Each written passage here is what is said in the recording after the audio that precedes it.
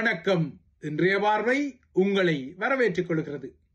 இலங்கை தீவில் அக்டோபர் மாதத்தின் இன்றைய முதல் நாள் அதன் சிறார்கள் மற்றும் மூதாளர் தினத்தின் பின்னணியில் கடக்கின்றது. இலங்கை தீவை சிறார்கள் மற்றும் மூதாளர்கள் கண்ணியத்துடன் வாழும் ஒரு நாடாக கட்டியெழுப்போம் என ஸ்ரீலங்காவின் அரசு தலைவர் அனுரகுமார திசாநாயக்கா விடுத்த அழைப்புடன் இன்றைய நாள் கடக்கின்றது. ஆனால் இதே இலங்கை தீவில் 2009 தமது உறவுகளை ஸ்ரீலங்கா படைத்துறையில் சரணடைய வைத்து அதன் பின்னர் அதே உறவுகளை காணாமலாக்கப்பட்ட மாந்தர்களின் பட்டியலில் துன்பியலாகவும் குரூரமாகவும் கண்டுகொள்ளும் தமிழர்களுக்கு ஏகேடிஆர் தனது ஒரு வருட பதவிக்காலத்தில் முறையான பதில் எதனையும் வழங்கிக் கொள்ளவில்லை என்பதும் இன்றைய நாளின் பின்னணியில் வெளிப்படும் இன்னொரு கசப்பான யதார்த்தமாகும். தமது முற்றங்களில் வலிந்து காணாமல் ஆக்கப்பட்டவர்களுக்கு என்ன நடந்தது, இல்லையென்றால் செம்மணி உட்பட்ட படுகொலை களங்களின் பின்னால் புதையுண்ட தமிழர்களுக்கு என்ன நடந்தது, இல்லையென்றால் அவர்களை படுகொலை செய்த சூத்திரதாரிகள் யார் என்ற விடயங்களில் வெளிச்சத்தை கண்டுகொள்ள முடியாமலேயே பல தமிழ் அந்நியர்களும் பல தமிழ் தந்தையர்களும் மூதாளர்களாகவே மரணித்துக் கொண்ட கசப்பான யதார்த்தத்தின் பின்னணியில் தான் மூதாளர்களை நிம்மதியாக வாழ வைப்போம் என ஏகேடிஆர் இன்று மூதாளர் தின செய்தியை சொல்லி இருக்கின்றார். அதேபோல பாலச்சந்திரன் உட்பட்ட பலாயிரம் தமிழ் சிறார்கள் கொல்லப்பட்ட இந்த தீவில் சிறார் தின செய்தியும் இன்று ஏகாலத்தில் வந்தது. உலகின் மிக விலையுயர்ந்த தேயிலையாக பிரீமியம் சிலோன் பிளாக் டீ என்ற இலங்கை தேயிலைக்கு ஜப்பானில் 1 கிலோவுக்கு 2,52,500 ரூபாய் இலங்கை பெறுமதி கிட்டி அது கின்னஸ் சாதனையில் இடம் பிடித்துக் கொண்டாலும் நல்லிணக்க பெறுமதியில் அல்லது மனித மாண்புகளில் இலங்கைக்கு இதுவரை முறையான பெறுமதிகளோ இல்லையென்றால் சாதனை பதிவுகளோ வந்து கொள்ளவில்லை என்பதும் யதார்த்தமானது. ஆனால் இதற்கு மாறாக திகிலான புதிய செய்திகள் தான் கடந்த காலத்தை மையப்படுத்தியும் வந்து கொள்கின்றன. தற்போது போதைப் பொருள் உற்பத்தி மாபியா முகமாக உள்ளே தூக்கி போடப்பட்டுள்ள ராஜபக்சக்களின் முன்னைய அரசியல் முகமான அதே சம்பத் மனம்பேறுதான் 16 ஆண்டுகளுக்கு முன்னர் அரிசி வணிகத்துறையில் இருந்த தமிழ் தொழிலதிபர் ஒருவரை மிரட்டி பெரும் பணத்தை சூறையாடி கொண்டதாகவும் அவரது உடைமைகளை கொள்ளையடித்துக் கொண்டதாகவும் இப்போது குற்றச்சாட்டுகள் வலுப்பட்டுள்ளன. நேற்று இந்த குற்றச்சாட்டுக்குரிய வழக்கு விசாரணை கொழும்பில் வந்தபோது சம்பத் மனம்பேரியை கைது செய்ய கொழும்பு மேல் நீதிமன்ற நீதிபதி பிடியாணி ஒன்றை பிறப்பித்த போதே இதே நபர் தற்போது ஐஸ் போதைப் பொருள் உற்பத்திக்காக 2 இரசாயன கொள்கலன்களை வைத்திருந்த குற்றச்சாட்டில் உள்ளே இருப்பதான செய்தி நீதிபதிக்கு சொல்லப்பட்டுள்ளது. முள்ளிவாய்க்கால் பேரவலம் முடிவடைந்து ராஜபக்சேக்கள் போர் வெற்றி களிப்பில் இருந்த அதே 2009 ஆகஸ்டில் ஸ்ரீலங்கா காவல்துறை அதிகாரிகள் போல வேடமிட்டு சென்ற குழுவுக்கு தலைமையேற்ற இந்த சம்பத் மனம்பேரி என்ற மகிந்த ஆதரவு அரசியல் முகம் செல்லத்துறை வேந்தநாதன் என்ற தமிழ் தொழிலதிபரை மிரட்டி அவரிடமிருந்து 1 மில்லியன் ரூபாய் மதிப்புள்ள அரிசியை கொள்ளையடித்ததாகவும் பாரவுந்தை கடத்தி சென்றதாகவும் பணம் உட்பட்ட உடைமைகளை கொள்ளையடித்ததாக தற்போது ஸ்ரீலங்கா காவல்துறையினரே சொல்லி இருக்கின்றார்கள்.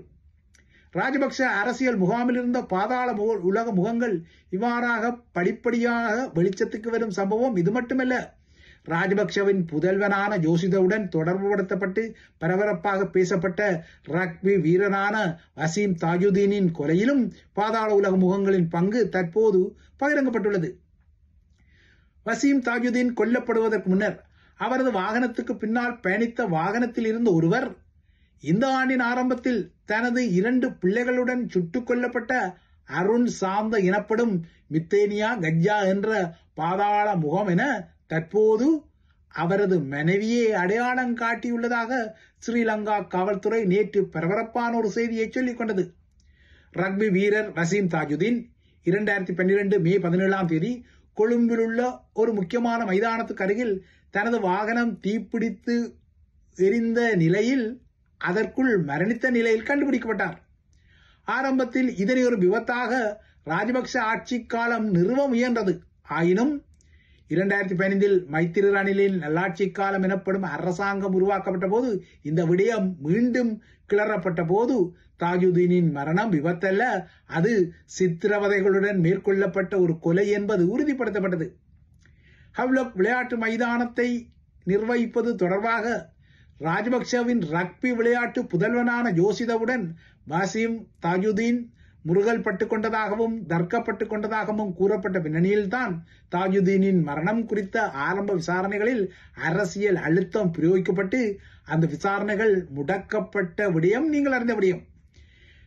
இந்த கொலை தொடர்பான விசாரணைகளின் போது கொலைக்குரிய ஆதாரங்களை மறைப்பதற்கு சதி முயற்சிகள் இடம்பெற்றதாக ஸ்ரீலங்கா சிஐடியினரே அன்று கூறிய நிலையில் தாஜுதீன் மஹிந்தவின் அரசு தலைவர் பாதுகாப்பு பிரிவில் பணியாற்றிய மூவரால் துன்புறுத்தப்பட்டு கொல்லப்பட்டதாக அப்போது அமைச்சராக இருந்த ராஜித சேனாரட்னாவும் அன்று பரபரப்பான ஒரு தகவலை வெளியிட்டிருந்தார்.